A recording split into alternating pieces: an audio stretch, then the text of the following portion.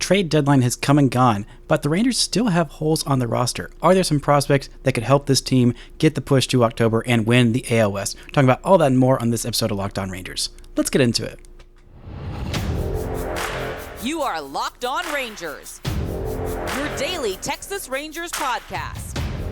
Part of the Locked On Podcast Network, your team every day.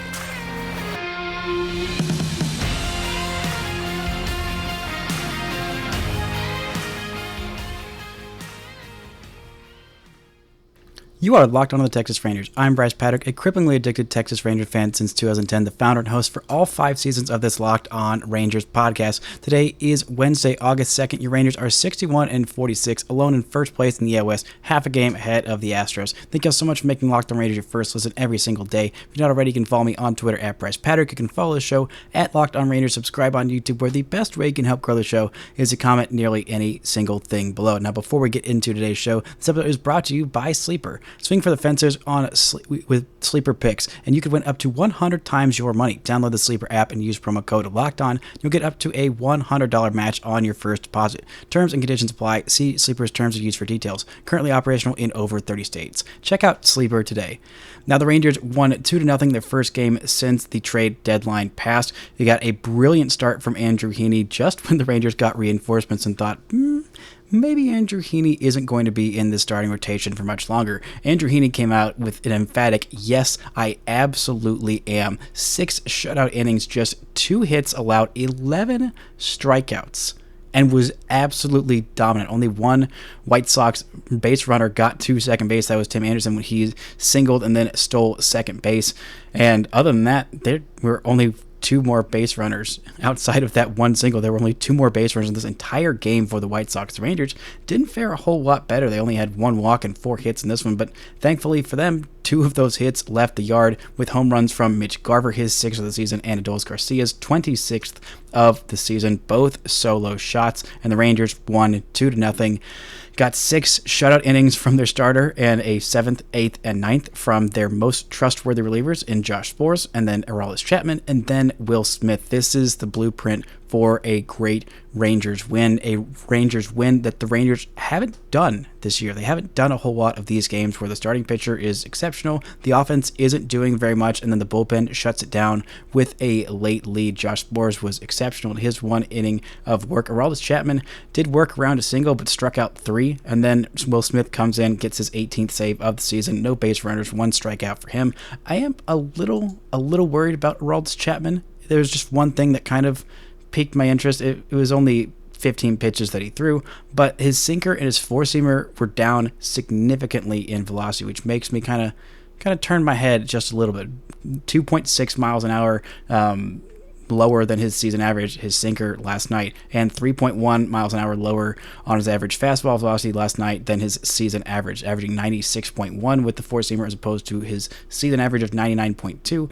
Maybe there's a little more volatility in relievers. I don't normally check that in their velocity as much, how that's different than the usual, but it was just down a tick, and I think a couple of ticks, it seems like, but he was obviously very effective. Got 3 strikeouts, did have the weekly hit single, but the pitching for the Rangers in this one was absolutely excellent. Andrew Heaney was fantastic. He got 8 swings and misses on his slider, 7 swings and misses on his fastball. This is how you know Andrew Heaney is working. This is the best version of Andrew Heaney. This is the version the Rangers thought they were getting, that they saw with the Dodgers last year. This is a guy who could start you a playoff game if you wanted him to, and at this point, it depends on who's going in the rotation, who's healthy. We'll see how healthy Nathan Eovaldi is come the end of the season, how consistent John Gray is looking at the end of the season, but this is a guy who could start you a playoff game and maybe not put up this type of numbers. He only threw 80 pitches in this one, which is about what the Rangers have earmarked as his, effectiveness limit is about 80 to 90 pitches, maybe somewhere in the 70 to 90 pitches range, which might make him kind of a tandem starter. Maybe you do him for 1.5 times through the order, then you throw Dane Dunning for a time and a half through the order, and then you give it to your bullpen. Those guys combined to get you 6 or 7 innings. I think that could work. We could see that in a playoff start, or just keeping him healthy, letting him go 5-6 innings every time out. And the big thing for him was no walks at all. In this one, he was effective. He was effective early in counts, and he just went at hitters. He didn't throw a bunch of waste pitches. He didn't go up 0-2 and then just start throwing some garbage and get his pitch count up there for no good reason. He just went at these White Sox hitters. This looked like a completely defeated team who had just traded off half of the pitchers on their roster from a couple weeks ago. And they looked like it. They also traded off Jake Berger, who's one of their best bats, if not, not their best bat, because Luis Robert Jr. is still on this team, and he nearly had a home run in this one, but thankfully he didn't. That would have been a home run in 21 parks, but this was one of the parks that it wasn't, so that was good enough for the Rangers to get this 2-0 win. A fantastic outing by Heaney, who's really putting himself in a good spot to keep his spot in the rotation. I think right now the Rangers should kind of stick with this 6-ish man rotation. Right now the rotation looks something like this: Max Scherzer, Jordan Montgomery, John Gray, Andrew Heaney, Dane Dunning, and Martin Perez. All of those guys in the last three, Heaney, Dunning, and Perez, had an ERA over 4.5 in the month of July. Did not look great. I believe Perez had an ERA over 5. In that month. None of these guys looked particularly inspiring in that month, so adding 2 starting pitchers. Now, I'm hoping that we can see Nathan Eovaldi sooner as opposed to later. He'll probably be back sometime in the middle of this month. We will see. Got a little bit of an update there from Chris Young during the game. We'll talk a little bit about that in a second, but the Rangers need these types of wins. They need the different types of wins they haven't had all season. For the most part, the offense has been absolutely elite, but right now they're suffering some key injuries in Corey Seager and Jonah Heim. We'll talk more about what their timetable is for return, because we got a little bit of an update on both of them, as well as Nathan Eovaldi in the third segment. But this offense isn't going to go out and score you 15 runs every single game. Sometimes it's going to be 2. And to keep those Astros at bay, who also had a 2-0 win against the Cleveland Guardians, who might be the only offense that's worse than this current White Sox offense, because they just were terrible. And unfortunately, Framber Valdez was great. Literally an outing, the first start after the Rangers absolutely rocked him, he goes out and throws a no-hitter against the Cleveland Guardians to keep themselves half game back of the Rangers in this AL West chase that is going to come down to the wire. Unfortunately, I wish the Rangers had more of a divisional chase like the Atlanta Braves, where they were 7 games ahead of everybody and so much better than everybody else, and there's just no drama and no worries in the world. I mean, that would be a lot of fun and a lot better on my stress and my anxiety watching this team down the stretch. But it is going to be an interesting and fun race. But the Rangers could use some enforcements in their starting rotation that they got. They could use some help in the bullpen and maybe even some help with the bats, because the bats have been scuffling. But who on the prospect radar should you keep your eye on that could help this Rangers team down the stretch? We're going to talk about that in just a second. But first, this word from our sponsors. This episode is brought to you by Sleeper. Want the chance to win more money with less picks? Head to Sleeper, where you can win up to 100 times your money on just 2 or more fantasy baseball picks. You can take your bets on if you think Mitch Garver's going to hit another home run, how well you think Max Scherzer is going to do in his debut on Thursday. You can go make your bets there, or how Jordan Montgomery is going to do in his debut on Friday with the Texas Rangers. So, get your picks right and you could win big. Dynamic payouts are live. What are dynamic payouts? Well, in short, each player projection now has a multiplier attached to it, as opposed to a preset multiplier based on the number of legs in a contest. With dynamic payout also comes a more stat categories to place contests on. So you can get higher payouts than on other apps with less picks. Use promo code LOCKEDON and you'll get up to a $100 match on your first deposit. Terms and conditions apply. See Sleeper's terms of use for details. Currently operational in over 30 states. Check out Sleeper today. Shout out to the Everydayers for making Locked On Rangers your first listen every single day. On tomorrow's show, I'll be trying to do a crossover with Sully of Locked On MLB to talk about the national perspective on this Max Scherzer trade and what the Rangers did at the trade deadline in general. You can catch the Rangers take on the White Sox this week. You can catch every pitch with the hometown broadcast on SiriusXM. Just download the SXM app and search Rangers.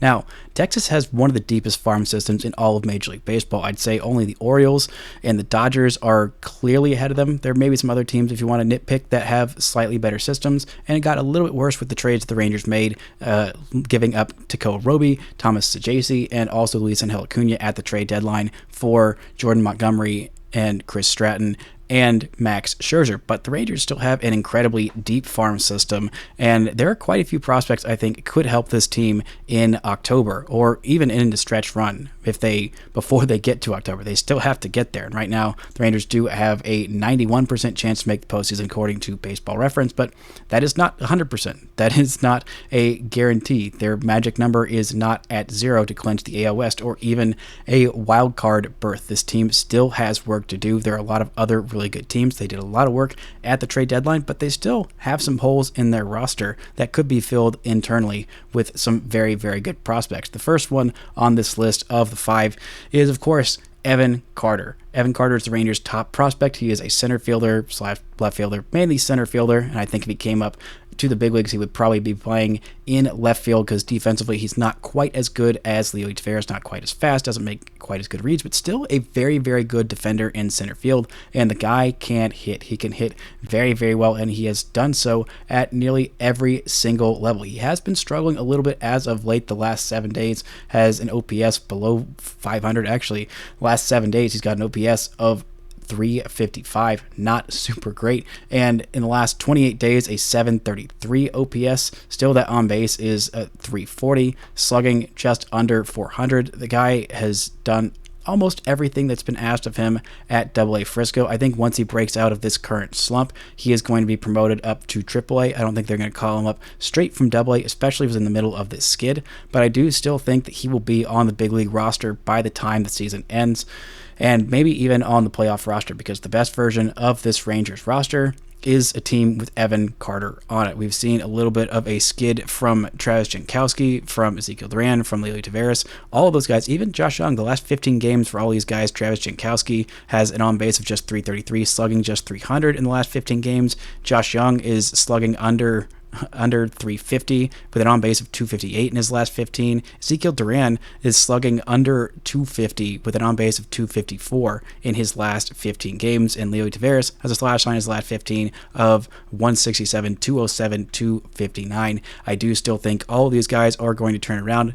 Most confident in the guys not named Travis Jankowski, because that's kind of about what Jankowski has been in his career, and it's kind of felt like fool's gold for the first, 100 and something or however many games that he's played with the Rangers so far this year. I think it's in the 60s or 67 games so far. I don't think that's necessarily sustainable. The 785 OPS he's put up, that's about 100 points higher than his career average, but still I think that he's going to turn it back around. But having all those guys struggle in your lineup at the same time is frustrating. Adding these reinforcements in the pen and in the starting rotation, I think, will help the Rangers have more games like this, and I think they will need to have more games like this in a 2-0 win, where the Rangers offense carried them in the first 3 months of the season. They just did. They carried them very, very far, and the starting rotation was pretty good. Bullpen was very, very shaky. The bullpen got a little bit better. Starting rotation got a little bit worse in July. I think it's the starting rotation and the bullpen are going to have to carry this team a little bit in August while the Rangers get their reinforcements back, whenever they get Jonah Heim back, whenever they get Corey Seager back, whenever these young guys who haven't had a prolonged stretch in the big leagues, 104 games for Josh Young so far this year. He hasn't had a prolonged stretch with this many games in his minor league career because of injuries, so I think the wear and tear is hurting him a little bit. I do still think he's going to bust out of it because he is a very, very good young player. I think Leote is going to surely turn around what he's done in the last 15 games, and I still have confidence in Ezekiel Duran as well. But still, the Rangers could use some help offensively down the stretch. I don't think Evan Carter's coming up tomorrow, but I do think he's coming up eventually, and he should be a huge, huge boost to the Rangers whenever he does come up. Next guy on this list, maybe a little bit of a wild card, not on my top 30 prospects. I kind of thought about including him if I did a re-rank, and with all the new draft picks and everything else that's come in and the trades and everything, I think this guy might be in at the bottom, around the bottom 30, or around the 30th-ish ranked prospect, but that's Antoine Kelly, the left-handed relief pitcher the Rangers got back in the trade for Matt Bush with the Milwaukee Brewers last year. He has been downright exceptional the last month. He has been so much better. He is a guy with very, very good stuff, a left-handed reliever who strikes out the world and also has walked the world in his career, and as of late, he has stopped walking the world. He's only allowed 1 walk in his last 7 days and only 2 walks in the last 28 days. In the month of April, he walked 8, in 7 2/3 innings. In the month of May, he walked 8 and 9 1/3 innings. Since then, 9 innings in June, just 2 walks, 11 1/3 innings in July, just 2 walks there, and 0 walks in 2 innings, his 1 outing in August. Had a 0 ERA in the month of July and a 0 ERA in his 1 appearance in August. The guy's stuff is very, very good. Touches up to upper 90s with the fastball, I believe, has reached up to 99 with it. I think lately he's been sitting in the upper 90s, 96, 97-ish with some good breaking stuff. And if he's not walking guys, and he is still striking out of basically the entire world. I mean, for the season, he's got, 53 strikeouts in 172 plate appearances in total. That is 53 strikeouts in 39 1/3 innings, while only allowing 4 home runs. That is very good. 12.1 Ks per 9. That will play. That will very much play. And I think that he is due for a promotion to AAA at some point. I think we could see him in the Rangers pen. I know they have a lot of lefties, a lot of guys who are lefties who can strike guys out. And maybe you can never have enough. I think that's kind of the point, as we've seen with pitching as with relievers. And relievers are the guys who can just be absolute helium guys. We saw Pete Fairbanks just rise through the system incredibly quickly and get to the big leagues and be incredibly dominant after starting the year in, I believe, high A and getting all the way up to the big leagues and being one of the best relievers in baseball when the Raiders traded him for Nick Solak to the freaking Rays. I don't have to remind you how poorly that worked out for the Rangers, but still, Antoine Kelly is a guy who the Rangers got for half a season, I guess a season and a half it would have been, of Matt Bush, but the Brewers cut bait with him, and we're going to talk about Matt Bush because the Rangers re-signed him to a minor league deal. We're going to talk about that and the other prospects that could help this team at the big league level win some games and win the AOS for the first time since 2016. But first, let's word from our sponsors.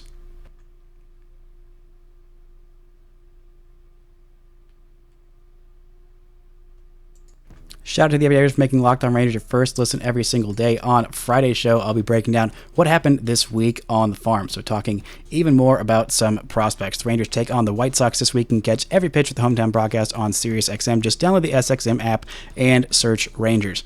Now, number 3 prospect I think could help the Rangers in the big leagues this season is Zach Kent. Zach Kent, I think, would have been in the big leagues already at this point, helping this team out either in the pen or maybe as starting pitcher. I don't know if he would have cracked the starting rotation. I don't think he would have done better than what Dane Dunning has done so far this season, but I think he could have been a very valuable right-handed reliever whose stuff touches in the upper 90s if they are putting him in that relief role. He's a guy who's got experience in relief, but he has been hurt since April 4th was the one and only outing he threw for AAA this year.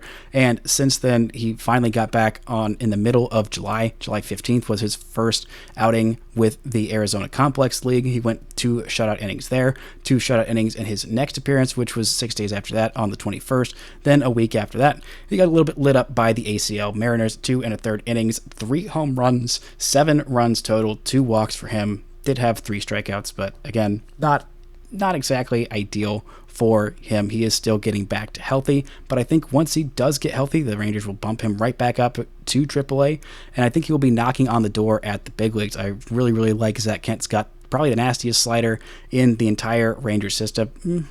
Maybe Kumar Rockers is a little bit nastier, but the guy has a really good 4-pitch mix. All of the pitches come out of the same arm slot. I think he could get through a big league lineup one time through, maybe a time and a half. But still, that is a valuable guy, and I'd love to see what his stuff looks like in the pen, especially that nasty slider. That could get some big leaguers out. His fastball could get some big leaguers out, and I think that he could help this Rangers team. Depends on his health.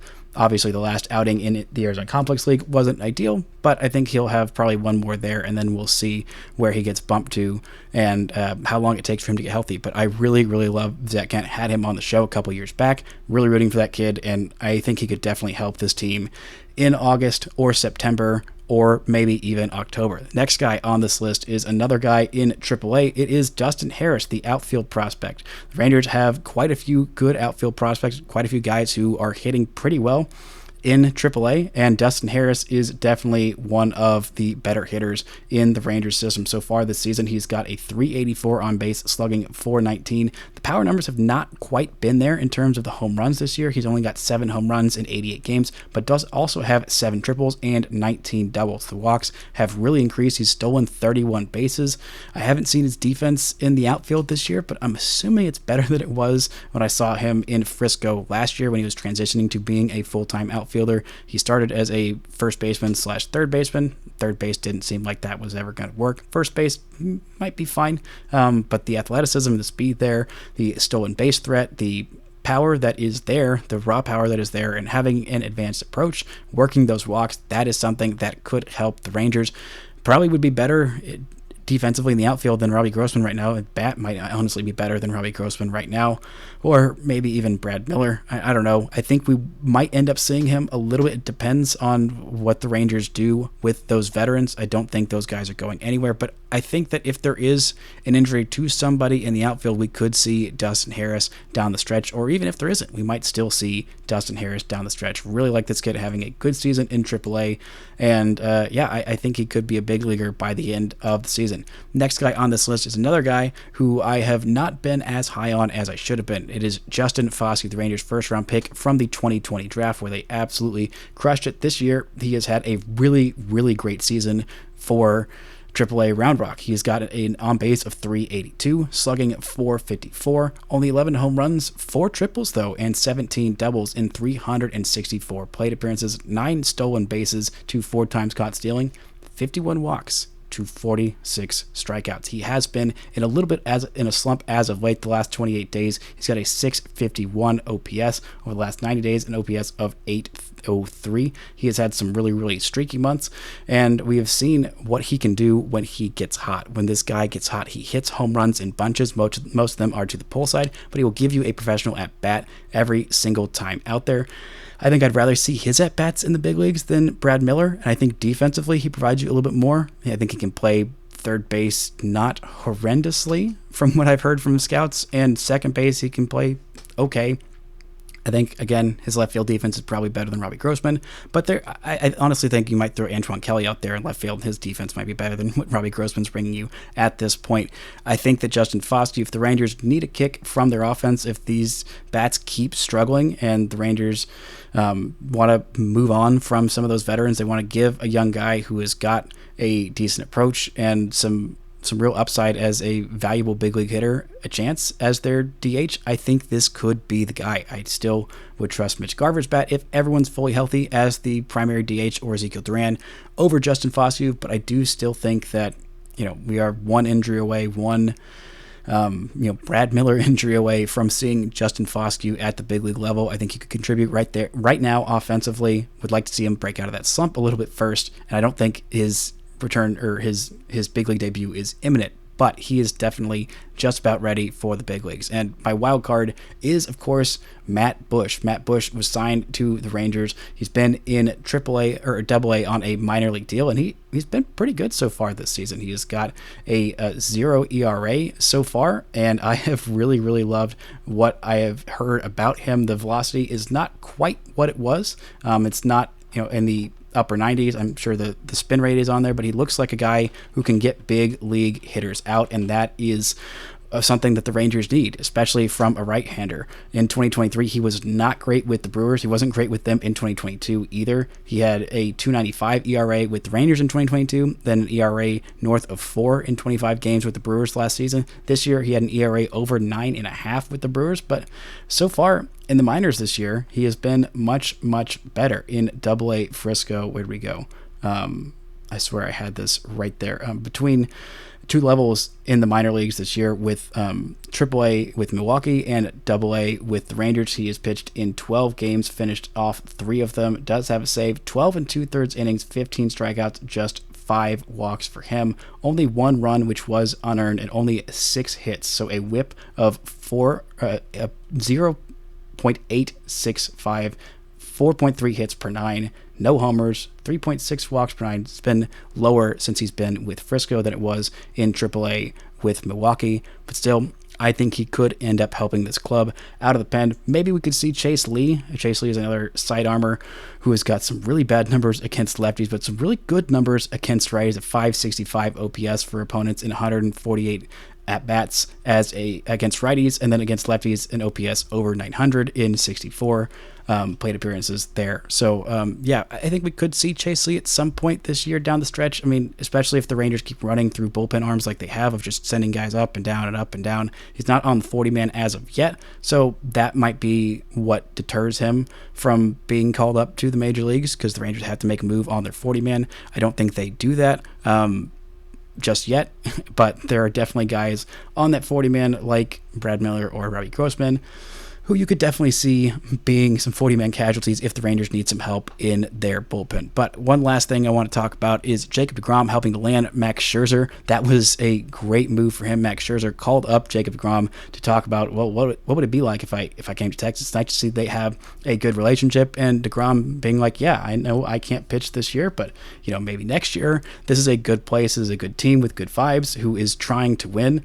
And even though it's a little hot here, it's a little hotter here than in New York, this team is much hotter than the New York Mets. And if you want to come here and be serious about winning, this is a good place to do it. Glad to see that Jacob deGrom, the recruiter, is still active and available, even if Jacob deGrom, the pitcher, is not. But we did get some good injury updates from Chris Young on the television broadcast last night. He said the team is hopeful that Corey Seager will be back in the coming days, which I assume means during the series against the White Sox. Maybe it'll be tonight on Wednesday. Maybe it'll be on Thursday for Max Scherzer's first game. That would be a whole lot of fun. Or maybe it'll be by this weekend's series, but he has resumed baseball activities, and he is further along than they initially anticipated, even though I feel like initially they said it would just be the 10 days, and it's been 11 days at this point, and he has not yet been activated. He could be activated tonight, or as I'm recording this, because they love to drop news while I'm recording these episodes. But still, Rangers need him back because, again, like I said, all of those bats that are struggling, they could use Corey Seager jumping back into the lineup. Marcus Semien has been red hot as of late. Nathaniel Lowe has been red hot as of late. And we see that when Adolis Garcia gets hot, he hits them dingers and bunches. And Jonah Heim, it seems like they are feeling very confident that he will be back at some point during the regular season this year. Initially, he will hit left-handed before he will hit right-handed. We heard a report that he was only going to hit against lefties at first. I don't know if that means that he's just going to go hit as a lefty against lefties whenever they're in there, or the Rangers are just going to throw Mitch Garver in there whenever there is a lefty on the mound and take him out of the game. I don't know if that's necessarily going to be the case, but we'll see. The Rangers got decent news. They're still feeling pretty good about Nathan Eovaldi when he came home and saw the team doctor, but it seems like it might be a little longer than that initial 15 days that he was placed on the IL for. That would have put him back on August 11th. It seems like it might be a couple days after that. That's okay. It's not great. It's not ideal, but it is all about getting him healthy for the postseason. And the version of Nathan Eovaldi that we have seen for most of the season, especially the Nate Eovaldi of May, when he was the May pitcher of the month. He has been one of the best pitchers in the American League all season, and the Rangers need him at his surefire best to have a chance to go deep in October. They've got a deep rotation. They've got some guys who could have some amazing starts. We've seen Max Scherzer have some amazing starts this season, also had some stinkers. I mean, the Rangers, I feel like, are going to get a very good version of Max Scherzer down the stretch, and we've seen John Gray come in bunches of like having great starts and having bad starts.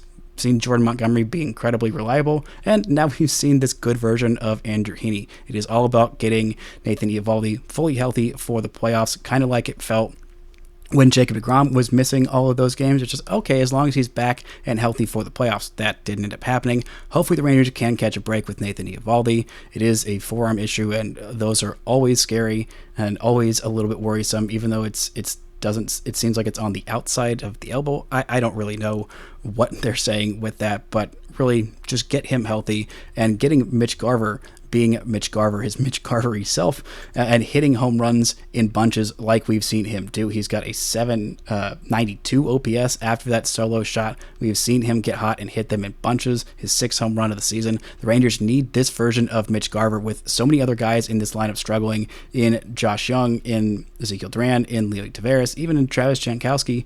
The Rangers need someone in the bottom of the order to get hot and to do some damage with some big swings. Mitch Garver is that guy.